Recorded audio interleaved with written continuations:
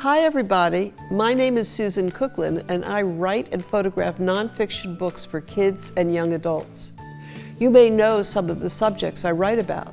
Subjects like families, dance, and firefighters for younger kids, and subjects like juvenile justice, transgender teens, and immigration concerns for older kids. Big subjects. Subjects that are important to know about. And when I was a kid, my grandmother would read to me stories about distant places, cultures, and people. I was fascinated. I decided that when I grew up, I would find a job where I could meet people whose lives were different from my own. And I found it.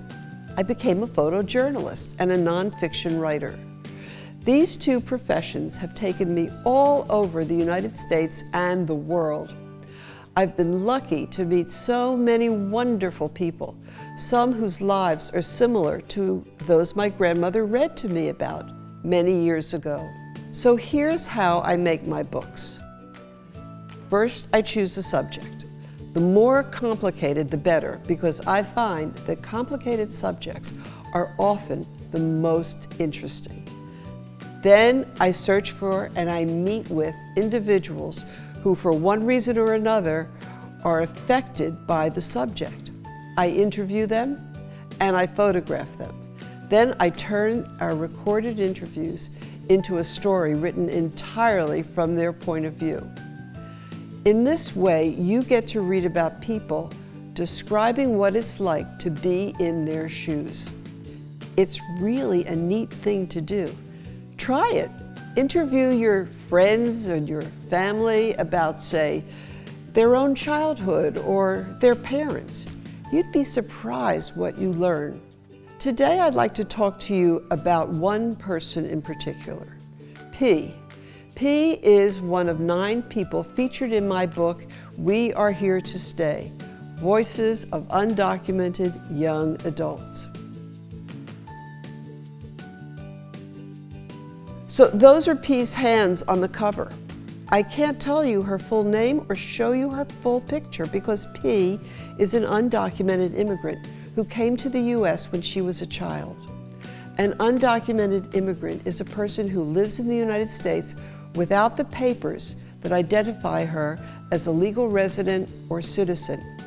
Without those papers, a person like P could be taken from her home at any time and be deported. Until the law changes to protect people who came to this country in this way, P's identity must be hidden.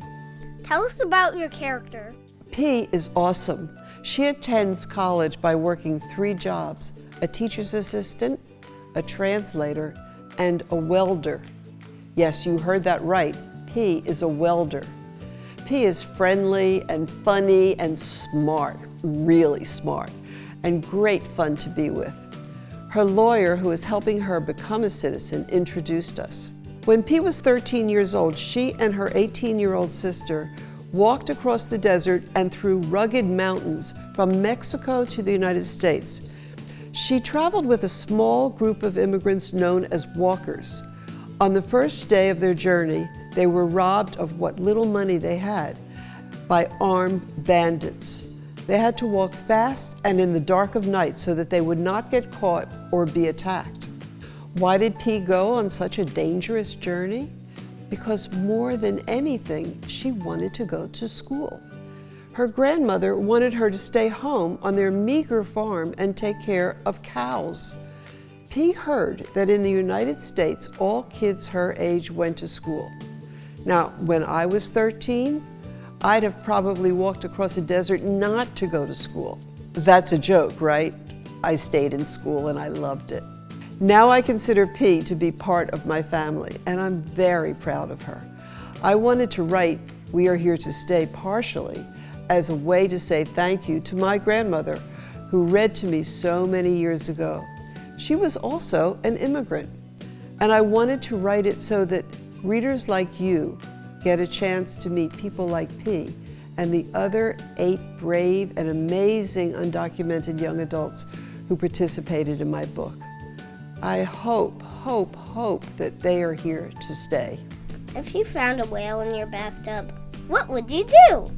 If I found a whale in my bathtub, I'd immediately whip out my camera and photograph it.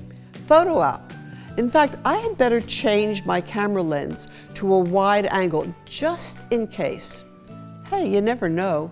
Truth is stranger than fiction.